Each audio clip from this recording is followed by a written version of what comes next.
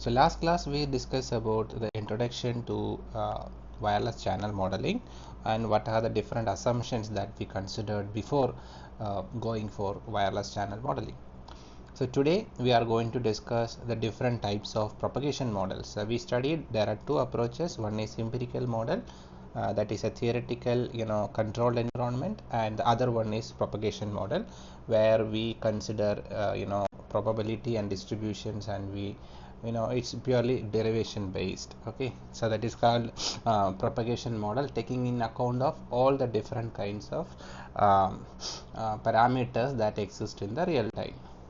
So before getting into free space propagation model, we need to identify a term called path loss, or we can say that path attenuation. So what is path loss or path attenuation? So it is the reduction in the power density of an electromagnetic wave as it propagates through the space. So when a transmitter is there, we consider a transmitter Tx, and there is a receiver antenna which is Rx, and when the signal start transmitting from the Tx, it travels through the channel, propagation channel, and it receive or arrive at the receiver. And during this period of time, during the transmission, it loses the power. So if you consider RSS, that is received signal strength, so there will be some value in dB. dB is the unit of power. For example, you have X value of dB, that is the power that the transmitter transmitted, and you are getting here X minus Y. So that Y is nothing but the amount of power it loses when it is transmitting from the transmitter to receiver. So this is called path loss. Okay, so the amount of power a reduction happens in the signal during the propagation. So this path loss is major component in the analysis and design of link budget for a telecommunication system. For example, if you are going to design going to calculate the link budget, in a sense, you need to find out how much of power the transmitter need to transmit, so that it can cancel all the losses, and finally when it reaches the receiver, the power of the signal will be enough to recreate the information, so that the quality is maintained, the minimal level of power required to maintain the quality of the signal. So that is how we calculate the link budget. So in order to calculate the link budget, the path loss is a major factor considered. So the path loss can be classified into two models. In free space, in order to calculate this path loss, we need to have these two models available. One is free space model, and the other one is two-ray model. So we will discuss in this video, we will discuss about free space model, and in the upcoming video we will discuss about the two-ray model. Okay, so we get into the topic free space model in order to find out the path loss. So before getting into the free space path model, we need to set up the environment. We need to assume this is how we are going to find out the path loss. That environment we need to create first, so that we will take a little bit of assumptions.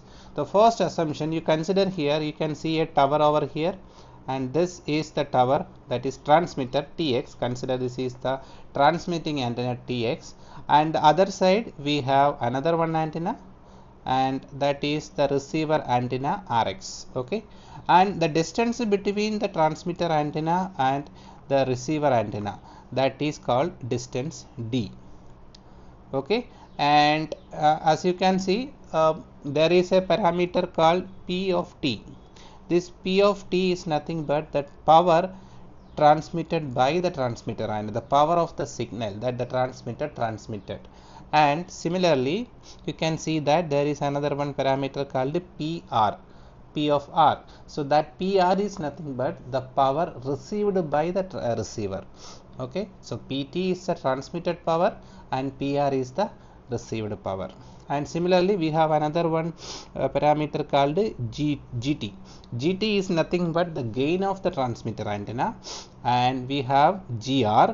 GR is considered as the gain of the receiver antenna. So these are the basic things, and we will consider the antenna which it going to transmit. The transmitter side, we will consider the antenna as a isotropic antenna. Isotropic antenna has a uniform gain in 360 degree, and we consider the antenna as lossless. So we are considering the antennas are lossless. We don't consider the system losses. Okay, and also one more major important consideration is that no obstacles are considered between these two antennas. So there is no obstacles, buildings, nothing in between these two antennas, and separated by a small distance, like separated by a distance d. Understood? And this figure is nothing but the radiation pattern of the isotropic antenna. You can see that 360 degree it is having a uniform gain. Okay, this is the setup. So with this setup, we will analyze the environment, and we will calculate the path loss, that how much power it is transmitted, and when it is received at the receiver side, what is the power received. Then we will see the difference in the power, and that is nothing but the path loss. Understood? Fine. So first thing, when we start with the analysis, we consider Friis equation. So Friis equation gives the radio power of a radio signal over a free space line of sight. Line of sight in a sense, when there is a transmitter and a receiver, and there is a direct path, and this direct path is called line of sight. Okay, and there is no obstacle between the transmitter and the receiver. So when in that situation, that is, there is no object seen or present between the transmitter and the receiver, in that case the received power can be calculated with respect to an equation called Friis equation. So the mathematical form of Friis equation is given here. So it is PR. PR is nothing but the received power of the signal at the receiver side is equal to PT, that is the applied the transmitted antenna power. So the transmitted power of the antenna, the transmitter antenna, that is PT, and GT, as you know, it is the gain of the transmitter, and GR, which is the gain of the receiver, into lambda. Lambda is nothing but the wavelength of the signal propagating through the channel, wavelength. Lambda is the wavelength, and you know the equation C is equal to F by lambda. Sorry, F is equal to C by lambda, and lambda is equal to C by F. Okay, this is the wavelength, and for pi d, d is nothing but the distance between the transmitter and the receiver, the whole square. Okay, and this is the Friis equation for the received power of a radio signal when it is when we consider the scenario as a line of sight, that there is no obstacle between the transmitter and the receiver. Okay, so as you can see, we have a second equation over here. The second equation, we consider another one factor called L. L is nothing but the system loss, antenna loss, filter loss, and attenuation in the system. So when we consider these additional internal losses, then we will have another one variable called constant called L, which indicates the system loss. So if consider the system loss, the equation you need to multiply with the L value.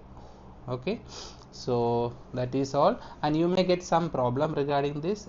Consider the distance between the antenna is this much, the transmission power will be this much, then you need to calculate the received power. Sometimes they will mention the antenna as a unity gain antenna. In that case, you need to consider GT and GR is equal to 1, because the gain is unity, and you are not considering the system loss, then you need to avoid L value. Consider L is equal to 1 or something, or you can neglect the L value, and you need to calculate the different scenario. You need to calculate the received power. So you may get some little small problems regarding this. Okay, so with that we start. So as per the Friis equation, we got this equation called power in dB is equal to this value. Okay, and now we go for path loss for free space propagation. So the path loss for free space propagation, so we can written it as FSPL, that is nothing but F FSPL. FSPL means free space path loss. Okay, free space path loss. So FSPL is equal to PT by PR. That means transmitted power divided by receiver power. The ratio between the transmitted power and received power will give you the path loss for the free space model. Okay, so we will use the previous equation, Frisch equation here, and we will calculate PR by PT. So from this equation you can, PR is there, then PT comes here, the PR by PT you will get a GT into GR into lambda square divided by 4 pi d the whole square.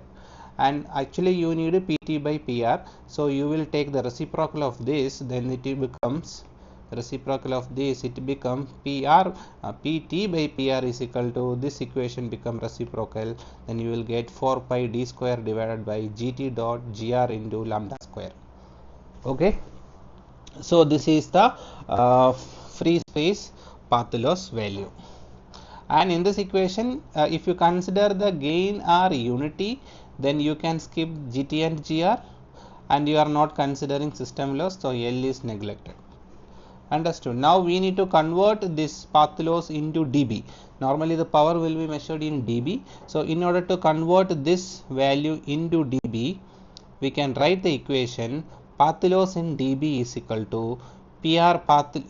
We need to write path loss in dB is equal to 10 log of PT by PR. Okay, 10 log of PT by PR. So 10 log of PT, this is the conversion, converting the value into dB value. So you need to take 10 log. So 10 log of PT by PR, that is equal to 10 log of this value, 10 log of this value, 10 log of 4 pi d square divided by GT dot GR into lambda square. And now we write, this equation can be solved by writing PL in dB, path loss in dB is equal to 10 log of PT by PR, and you will write here, I'm going to expand this equation. This equation can be written as, why I took this, you can see there is a minus symbol here. This is because the numerator term goes to the upper side and denominator will take the reciprocal. When you take the reciprocal, you will get a minus in the front side. So you can write minus 10 log, instead of 4 d square into GR by lambda square, we can write GT. So we take the reciprocal here. Okay, because of the reciprocal you got this minus value here. Okay, and this is the equation. And considering the gain is equal to 1, then you can skip the gain value. So finally you can write path loss in dB. Path loss in dB is equal to minus 10 log. So you avoid GT into GR is equal to 1, then you will get lambda square divided by 4 pi d square the whole square. So you can rewrite the equation minus 10 log lambda by 4 pi d the whole square. So this is equation for path loss. Okay, so now you need to consider Fraunhofer distance. Fraunhofer distance is nothing but far field distance. Okay, so far field distance is nothing but the distance away from the antenna. Okay, so far field distance df is given by 2 d square divided by lambda. So what is df? Fraunhofer distance or far field distance. So that is related to D. Capital D is nothing but the physical distance between the transmitter and the receiver. One is the transmitter antenna, other one is the receiver antenna, and the separation between the transmitter antenna and the receiver antenna we consider here as capital D. And the far field distance. Far field distance is the minimum distance required in order to apply the Frisch equation, that is called df, Fraunhofer distance. Okay, so you can write df is equal to 2 d square by lambda, where d is the distance between the transmitter and receiver and lambda is nothing but the wavelength of the signal. Okay, and we have two conditions given here. Capital D, the small df, that is the Fraunhofer distance should be very greater than the physical distance between the two antennas, and also the Fraunhofer distance should be very greater than the wavelength of the antenna. So these are the two conditions should satisfy, and we can write the received power PR when the distance between the antenna is capital D. So the received power at a distance D between the transmitter and receiver can be written as PR D naught. D naught is nothing but reference distance. Okay, D naught is nothing but reference distance. We'll consider a reference point. The distance to that point is called a reference distance. So the received power for a reference distance D naught into D naught by D. Capital D is the distance between the transmitter and the receiver, the actual distance. So this is the equation we will consider. Okay, now we will convert this equation to dB. So when we convert this equation to dB, we can write PR of D, that is the distance between the transmitter and the receiver, is equal to, we take 10 log. So 10 log when it is converted to dB. So 10 log, the first quantity is PR D naught plus the second quantity we can write, there is a denominator term, right? So denominator term is square, so we will take 20 log. So 20 log D naught by D. Okay, this is the equation. So this is the final equation for considering the Frenhoff distance. You can write the received power in dB value. Understood? And also there is one more equation. Sometimes once you calculated this dB value, this received power, then you need to convert into dBm. There are two quantities. One is you need to convert the value into dBm, or sometimes you need to convert the value into dB watt. In that case, for example, one equation is given here. You need to convert the equation into dBm. So the equation is PR of D. D may be capital or sometimes small letter. It's fine. It is the distance between the transmitter and the receiver. D naught and DF will be different quantity. DF is the reference distance. DF is the Frenhoff distance, and D naught is the reference distance. Okay. So PR of D in dB, received power in dBm, is equal to the usual this equation you need to consider, and you need to divide the quantity divided with respect to 0.01 watts, and if you do that, you will get the value in dBm. And the same equation, if you divide the PR by D naught by 1 watt, then you will get PR of D in dBW. Okay, this is the difference. Understood? So by this the derivation is completed. Hope you understand the path laws analysis of free space model. Okay, so let me quickly revise this one more time. So you will consider the scenario, all this stuff, you will consider the assumptions, and then you will consider Friis equation. And once the Friis equation is considered, then you need to explain the different quantities in the Friis equation. Once it is done, you directly get into the analysis part. You need to find out the free space path model, and the equation given for free space path model is this FSPL, that is free space path model is with this value, and from the Friis equation you need to do the necessary arrangement, and you need to find out the path laws. This is the path laws equation, and once the path laws equation is get identified, you need to convert the path law equation into dB value. Okay, you will take the 10 log value. Okay, once you got the 10 log value, then you will consider Frenhoff distance. Here it is the Frenhoff distance or far field distance. Then you will use that Frenhoff distance to calculate the once again you will calculate the received signal strength, and again you will convert that value into dB. In order to find out the dB value, you will use 10 log value, and also I have given two equations. One is to convert the value into dBm, and also you will convert the value into dB watts. If it is dBm, you need to divide the first quantity with respect to 0.001 watt, and the other one is you need to divide the same PR by D naught to divide with respect to 1 watt. You will get received power in dBW. So this is the derivation. Thank you for listening.